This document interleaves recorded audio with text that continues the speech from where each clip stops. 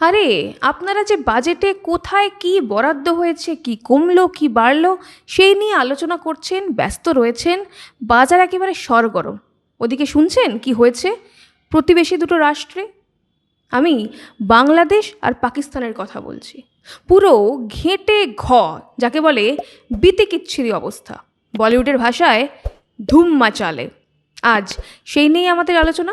শেষ পর্যন্ত সঙ্গে থাকবেন, মজা পাবেন শুনলে। সেই যে কথায় বলে না, হেলে ধরতে পারে না কেউটে ধরার শখ। আজকে সেটাই আমাদের আলোচনার বিষয়। শেষ পর্যন্ত সঙ্গে থাকবেন। নমস্কার, আমি স্বাতী। মাধ্যম ইউটিউব চ্যানেলের আরও একটি ভিডিওতে আপনাদের স্বাগত জানাই। একদিকে Bharat mother of all trade সই করছে ইউরোপীয় ইউনিয়নের সঙ্গে। ট্রাম্প হম্বিতম্বি ছেড়ে চুক্তি করছে আমাদের যশস্বী প্রধানমন্ত্রী শ্রী নরেন্দ্র মোদীর সঙ্গে। আর অপরদিকে দুটো দেউলিয়া হয়ে যাওয়া দেশ বাংলাদেশ আর পাকিস্তান একে অপরের সঙ্গে হাত মেলাচ্ছে। তারা নাকি এভাবেই টক্কর দেবে ভারতকে। এদিকে নিজেদের অবস্থা লেজে গোবরে। অর্থ নেই, খাদ্য নেই, বিদ্যুৎ নেই, আছে কেবল লম্বা চওড়া মিথ্যার বুলি। অনেক কিছুই ঘটছে এই দুই দেশে, আর যার ওপর কোনো নিয়ন্ত্রণ নেই এই দুই রাষ্ট্রের প্রধানদের বা সরকারের। নিজেদের ঘর সামলাতে পারছে না আর টক্কর দিতে এসেছে ভারতের সঙ্গে। এ যেন সেই 0+0, অর্থাৎ দুটো শূন্য মিলে ফলাফল নিট 0। এক এক করে বলি কিছু সাম্প্রতিক ঘটনা। প্রথমেই আসি বড় ভাই পাকিস্তানের কথায়। পুরোপুরি দেউলিয়া হয়ে গেছে তারা।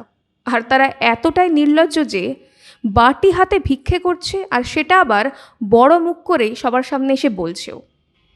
ইসলামাবাদে পাক পণ্য রপ্তানিকারকদের একটি সম্মেলনে যোগ দিয়েছিলেন সেখানকার প্রধানমন্ত্রী শাহবাজ শরীফ। সেখানে শাহবাজ জানান কিভাবে তিনি এবং পাক সেনাপ্রধান আসিম মুনির অর্থের জন্য বাটি হাতে দৌড়ে দৌড়ে বিভিন্ন দেশে গিয়ে তারা ভিক্ষা চেয়েছিলেন। তার বক্তব্য, মানে তার বয়ানটা আমি তুলে ধরছি। তিনি বলছেন, যখন আমি এবং ফিল্ড মার্শাল আসিফ মুনির বিশ্বের বিভিন্ন দেশে ভিক্ষে চাইতে যেতাম তখন লজ্জা করত। ঋণ নেওয়া আত্মসম্মানের জন্য একটা বড় বোঝা। লজ্জায় আমাদের মাথা হেঁট হয়ে যেত। তারা, মানে ঋণ দিচ্ছে যে সমস্ত দেশ, আমাদের কাছে এমন অনেক কিছু চাইতো যা আমরা আটকাতে পারিনি। দেখুন সেই ভিডিও। ये हमारा एक्सटर्नल गैप है। आप इतने बिलियन डॉलर्स दे दें, आप इतने बिलियन डॉलर्स दे दें। मैं उन ममालिक का, उन दोस्त ममालिक का बेहद शुक्रगुजार हूँ कि जिन्होंने हमारी पजीराई की। लेकिन आप जानते हैं कि जब कोई किसी से मांगने जाता है तो अपनी इज्जत नफ्स के ऊपर वो उसकी कीमत उसको चुकानी पड़ती है, कॉम्प्रोमाइज़ करना पड़ता है। এই কয়েকটা কথা থেকেই স্পষ্ট পাকিস্তানের অর্থনৈতিক অবস্থা ঠিক কি এখন চলছে। তাদের পরিণতি, চাল নেই, আটা নেই, তেল কেনার টাকাটুকু পর্যন্ত নেই ওদের কাছে। আর তার থেকেও বড় কথা, শাহবাজ শরীফ একটা ভয়ঙ্কর ইঙ্গিত করেছেন। তিনি বলছেন এই টাকার বিনিময়ে তাদের অনেক কিছু আনডিউ ফেভার দিতে হয়েছে, অনেক কিছু করতে হয়েছে। কে বলতে পারে সাম্প্রতিক অতীতে ভারতে যে পেহেলগাঁও হামলা হয়েছিল, সেই হামলাও এমনই কোনো বহিরাগত শক্তির থেকে টাকা নেওয়ার বিনিময়ে পাকিস্তান করায়নি। আর শুধুই কি অর্থনৈতিকভাবে দেউলিয়া হয়েছে পাকিস্তান, নিজেদের দেশের উপরেও তাদের কোনো নিয়ন্ত্রণ নেই। চরম আকার ধারণ করেছে বালোচদের আন্দোলন। পাকিস্তানে হু হু করে জ্বলছে গৃহযুদ্ধের দাবানল। বালুচিদের আক্রমণে কার্যত ছেড়ে দেমা কেঁদে বাঁচি অবস্থা পাক প্রশাসন এবং পাক সেনার। দাবি করা হচ্ছে শনিবারই এযাবৎকালের সবচেয়ে ভয়াবহ হামলা চালিয়েছে বালোচ লিবারেশন আর্মির সদস্যরা, যার জেরে কমপক্ষে 200 জনের মৃত্যু হয়েছে বলে দাবি করা হচ্ছে। মানে দাবি করছেন বালোচি বিদ্রোহীরা। যদিও পাক প্রশাসনের দেওয়া তথ্য অনুযায়ী বালোচিদের হামলায় প্রায় 50 জনের মৃত্যু হয়েছে। সংখ্যা 50 হোক বা 200, বালোচিদের আক্রমণে কার্যত কোমর ভেঙে গিয়েছে পাকিস্তান প্রশাসনের। বালোচদের তরফে এই ভয়ঙ্কর অপারেশনের নাম দেওয়া হয়েছে হেরফ, যার বাংলা অর্থ করলে দাঁড়ায় কালো ঝড়। আরে দাঁড়ান দাঁড়ান, এখানেই শেষ নয় পাকিস্তানের দুর্গতির। বাংলাদেশ ক্রিকেটের পাশে দাঁড়িয়ে তারা 2026 টি-20 বিশ্বকাপে ভারতের বিরুদ্ধে ম্যাচ খেলবে না বলে জানিয়ে দিয়েছে পিসিবি, মানে পাকিস্তান ক্রিকেট বোর্ড। আর এর ফলে চরম আর্থিক ক্ষতির মুখে পড়তে পারে পাকিস্তানের ক্রিকেট সংস্থা। তাই নিয়ে ইতিমধ্যেই পাকিস্তানের যে সমস্ত ক্রিকেটাররা রয়েছেন তারা বিদ্রোহ করছেন, নিজেদের বোর্ডের বিরুদ্ধেই নানা অসন্তোষ প্রকাশ করছেন তারা। তাদের বক্তব্য, এই যে আর্থিক ক্ষতি হচ্ছে এর সামাল দেবে কে, এর দায় কে নেবে? যদিও সমর্থন আদায়ের জন্য পাকিস্তান ক্রিকেট বোর্ড যোগাযোগ করেছিল আইসিসির অন্যান্য দেশের সঙ্গে, কেউই পাত্তা দেয়নি তাদের। একা একা আঙুল চুষছে পাক ক্রিকেট বোর্ড। আচ্ছা, এতক্ষণ তো বলছিলাম পাকিস্তানের কথা, মানে বড় ভাইয়ের কথা। এবার আসা যাক ছোট ভাই বাংলাদেশে কি হচ্ছে সেই বিষয়ে। সেখানে তো পরিস্থিতি আরও খারাপ, যত সময় যাচ্ছে খারাপের দিকে যাচ্ছে। ভারতের বিরুদ্ধে বিদ্রোহ করে টি-20 বিশ্বকাপ না খেলে আগেই একটা বিরাট আর্থিক ক্ষতির মুখে পড়তে হয়েছে তাদের। তারপর রয়েছে সামনেই বাংলাদেশের নির্বাচন। তা নিয়ে একদিকে সংখ্যালঘুদের উপর অত্যাচার আরও বেড়ে চলেছে, পাশাপাশি জামাতে ইসলাম সেখানকার নারীদের নিয়েও একের পর এক নানা বিতর্কিত মন্তব্য করছে, নানা ফতোয়া জারি করে যাচ্ছে তারা। জামায়াতে ইসলামের আমির ডক্টর শফিকুল রহমান কর্মজীবী নারীদের বেশ্যা বলেছেন। মাফ করবেন, শব্দটা আমি উচ্চারণ করলাম, ঠিক একই রকম শব্দ তারা উচ্চারণ করেছেন, জানিয়ে বাংলাদেশের মহিলারা ব্যাপক প্রতিবাদ করছেন। তারা ঝাঁটা জুতো নিয়ে রাস্তায় নেমেছেন। পাশাপাশি জামাতের আরেক নেতা মোহাম্মদ শামীম আহসান ঢাকা বিশ্ববিদ্যালয়কে বেশ্যাখানা বলে তাগিয়ে দিয়েছেন। সেই নিয়েও শুরু হয়েছে জোর তরজা, চলছে প্রতিবাদ প্রতিরোধ। একটা বিষয় দেখুন, এই যে মন্তব্যগুলো আসছে জামাতের তরফে, এই মন্তব্য কিন্তু কোনো বিচ্ছিন্ন মন্তব্য নয়। এটাই আসল জামাত, এটাই আসল জামাতের চেহারা। এবং নির্বাচনকে কেন্দ্র করে ব্যাপক সন্ত্রাসের ভয় তো রয়েছে। ভারত ইতিমধ্যেই তাদের দূতাবাস কর্মীদের পরিবারকে দেশে ফিরিয়ে নিয়ে এসছে। আমেরিকাও তাদের দূতাবাস কর্মীদের জন্য জারি করেছে সতর্কবার্তা। আর এই সব কিছুতেই আন্তর্জাতিক মহলে মুখ পুড়ছে বাংলাদেশের। সব মিলিয়ে বাংলাদেশ এবং পাকিস্তানের বর্তমান পরিস্থিতি হলো চাচা আপন প্রাণ বাঁচা গোছের। এখন আবার এই দুই ভাই নাকি একে অপরের মুরব্বি হয়েছে। আর এদিকে আর এক গণ্ডগোল বাঁধিয়েছেন বাংলাদেশের অন্তর্বর্তীকালীন সরকারের প্রধান উপদেষ্টা মোহাম্মদ ইউনুস।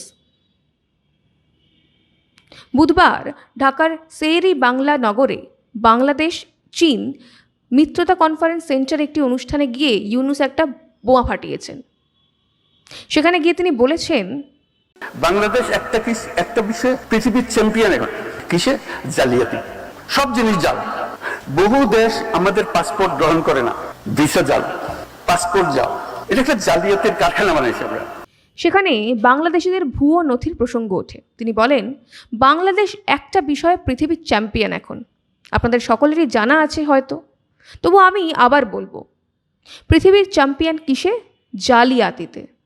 সব কিছুতে জালিয়াতি, সব জিনিস জাল। তিনি আরও বলেন, অনেক দেশ তো আমাদের পাসপোর্ট গ্রহণই করতে চায় না। ভিসা ভুয়ো, পাসপোর্ট ভুয়ো, এখানে আমরা একটা ভুয়ো কারখানা তৈরি করে ফেলেছি। বিশ্বের দরবারে একই বাংলাদেশিদের মাথা হেঁট হয়ে যাচ্ছে বলে জানান তিনি। দেখুন সেই ভিডিও। বাংলাদেশ একটা বিষয়ে পৃথিবীর চ্যাম্পিয়ন এখন। কিসে? জালিয়াতি। সব জিনিস জাল।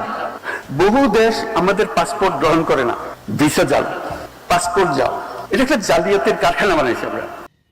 যদিও মুখ ফুসকে সঠিক কথাই বলে দিয়েছেন মোহাম্মদ ইউনুস, শুধু একটা কথা তিনি বলতে ভুলে গেছেন, সেটা হলো বাংলাদেশের 1 নম্বর জালিয়াত তো ইউনুস নিজেই।